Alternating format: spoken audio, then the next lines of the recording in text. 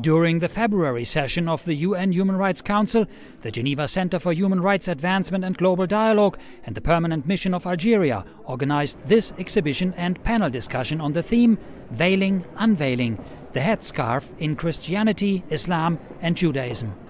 I think it's so important that such exhibitions are held because they lead to intercultural dialogue, they lead to interreligious dialogue.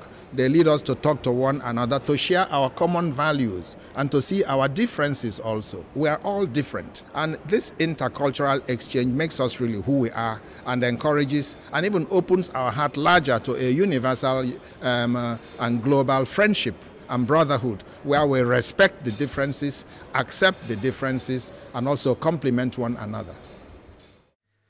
Denying women their right to wear or not to wear the headscarf contradicts Article 18 of the Universal Declaration of Human Rights, which includes the freedom to manifest one's religion or belief in public or in private. For Catholic women, it was customary before the 1960s to cover their head when entering a church. The biblical basis for head covering is found in 1 Corinthians 11, 2-16. Does this not apply anymore? Is this not up to date? One could say that it's not up to date by virtue of the fact that it was then up to date. But the world has moved on 2,000 years later. So when Paul encourages women to cover their hair, it was to the people of Corinth at his time. It just simply addresses the fact that the Bible is a living book. It is not a stone, just something standing.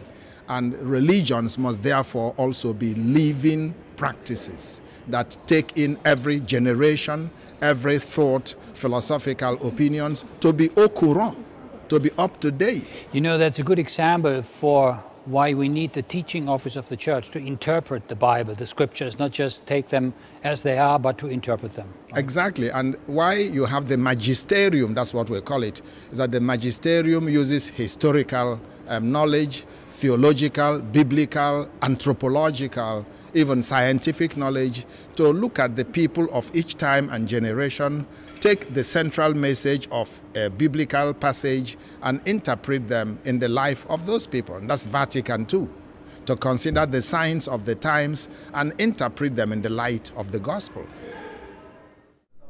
Especially in the West, many regard traditional Muslim hijabs as a sign of oppression and forced by religion to wear the garments.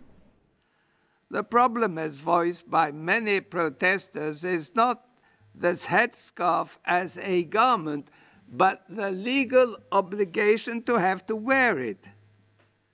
The legal obligation not to wear a headscarf is equally objectionable. For Catholics, the declaration Inter Insigniores by the Congregation for the Doctrine of the Faith has made it clear that head covering for women was a matter of ecclesiastical discipline only. So wearing a headscarf or covering your head is not really a divine law? It is neither divine law, nor is it even ecclesiastical law. It is tradition. But it's a beautiful tradition which some take and some do not take. In Africa, we practice it, not everywhere, in some places. In Europe, we practice it in some places and not in other places. But once people make out of the headscarf a divine law, that's where you start having ideologies. Some European countries had banned full-face veils. For them, this is foremost a security issue.